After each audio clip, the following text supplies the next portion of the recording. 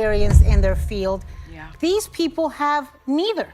They're not morally fit to serve in that role, and they don't have any managerial experience or experience. So the health positions. But Tulsi Gabbard, I have warned about from the outset. This is a woman who, the most charitable thing I could say is she lacked the judgment to not amplify Russian propaganda. I don't even know what to say. We're talking about RFK Jr., who's like, he definitely is an anti-vaxxer, being responsible for a $1.7 trillion agency. Welcome, Patriots, and prepare yourself for a horror show. Devil is in a panic because of the hiring of Tulsi Gabbard and Robert Kennedy Jr.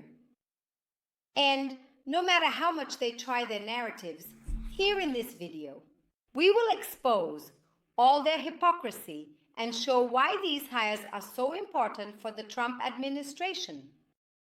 Are you ready to see devil panic over these hires by Donald Trump and truly expose all their ideological bias? Then come with me in this video because it will shock you. Two of Trump's most controversial cabinet nominees were confirmed. Tulsi Gabbard is our new Director of National Intelligence, and RFK Jr. is the head of Health and Human Services. There was only one GOP senator who voted no, the soon-to-be-retired Mitch McConnell, the man who got us into this mess. He stole a Supreme Court seat from Obama, voted to acquit Trump after the insurrection, and even endorsed him for president again. I'm really nervous, about the whole kit and caboodle, but RFK Jr. is scary to me because a lot of the things we've talked about vaccinations, but we're also seeing a huge upticks of some health problems. We've had measles outbreaks in Texas, at least 22 children, 2 adults affected. The flu levels in the U.S. are higher than they've been in 15 years. And I have to believe some of that comes from the COVID vaccine being politicized and then people holding back on all vaccines because flu vaccines are also down, almost by half among kids. Yeah.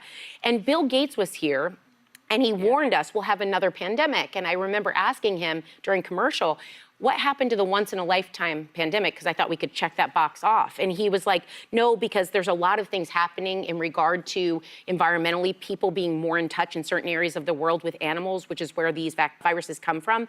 And then he went on to say, and there's a high chance of bioterrorism. So he's like, there's a 10% chance in the next 4 years, we could do 2020 all over again. So I think that's the part that's getting me is, the pandemic leading into an RFK Jr., leading into all the numbers we're seeing. That's where I'm kind of concerned right now. What we see here is, as usual, indeed the usual, the left's apprehension of losing control of the narrative. The appointees are voices, independent voices that stand up to the system and cannot be controlled. And that's what has left the left desperate. Discover the incredible truth behind Trump's hires and how he is truly assembling a star team to truly revolutionize and change America. Get ready, because you won't believe what we are going to reveal next. People that Trump has nominated that have gotten bipartisan support, like Marco Rubio, who got 99 votes. You can disagree with him on policy, but you can't disagree that he's not qualified. And I think Tulsi Gabbard, RFK, Hegseth, Kash Patel, there's 2 things that I would look for that I would hope would be in our government leaders.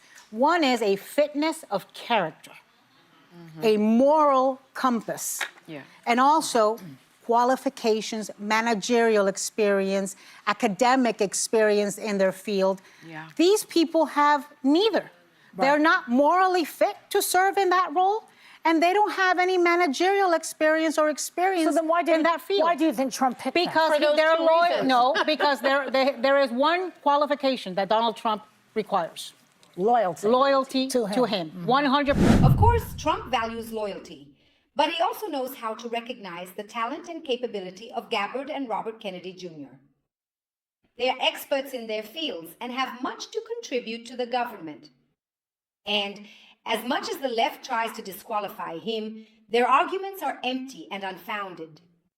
Now look, we are going to expose DeVille's tactics and show how they reveal their anti-Trump bias and One pick who was confirmed that wasn't controversial and was nearly unanimously supported with a lot of bipartisan support was Brooke Rollins, ground in policy and is going to be the Secretary of Agriculture. That's a good one. I'm great with it. I supported Marco Rubio being. RFK is somebody I have a hard time understanding how conservatives came around to. He's somebody who has a lifelong record of much more liberal positions, but also dangerous public health positions. But Tulsi Gabbard, I have warned about from the outset. This is a woman who, the most charitable thing I could say is she lacked the judgment to not amplify Russian propaganda. She repeatedly shared things that were very explicitly Russian propaganda. Throughout her confirmation hearing, Russia Today, state media in the Kremlin, was supporting her and endorsing her. Edward Snowden, who I continued to be a traitor to this country, was actively supporting her on social media. Now, I talked to a four-star general and expressed my concerns about her overseeing our national intelligence apparatus. He did assure me that these, whether it's the CIA, ODNI, or the DIA, they are actually built in case a director gets in place that is dangerous and against the U.S.'s mission, and they can be compartmentalized out of information as to not potentially expose things to danger. That said, it is going to have impacts on our allies sharing intelligence with them. What about her relationship with Assad? That was suspicious. And as also. a Syrian American, we will never forgive her for showing up there when after he had gassed his own people and trying to basically whitewash his record. But that's not good.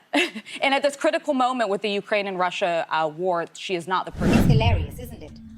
To see DeVille criticizing Gabbard for supposedly amplifying Russian propaganda, while they defend authoritarian regimes and promote false narratives about Russia. The hypocrisy is so great that it becomes ridiculous. Check it out. I don't even know what to say. Like, we in trouble. Like, this is bad. Like, it's just, you know, like, I usually have something to say. I don't even know what to say. We're talking about RFK Jr., who's like, he definitely is an anti-vaxxer, being responsible for a $1.7 trillion agency. And one of the things that I'm most concerned about are those that are most vulnerable in our country, children and the elderly. Right. We know very well that the Republicans want to cut Medicare and Medicaid. Medicaid at this point, if it's scaled back, it's given 22 million Americans access to health care. Nearly 80 million Americans are enrolled in Medicaid. They're targeting the Affordable Care Act. The people that need health care the most are going to be affected. I'm just so disgusted and devastated. Like, we are in trouble. Yeah, we are in trouble. And it's so sad, frankly. Yeah. To see Republicans who know better. Because you know Tom Tillis knows better. Cassidy knows better. You know he knows better. Well, he denied, though, being an anti-vaxxer. Well, yeah, during but the you know, they all go on the confirmation conference. But they know. RFK did. I mean, these last-minute denials and last-minute conversions are very, very suspicious. And you don't give the leadership of an agency like that to somebody who converts at the last minute while the website he was running was still selling anti-vax merchandise. But, you know, why was Mitch McConnell able to do it now?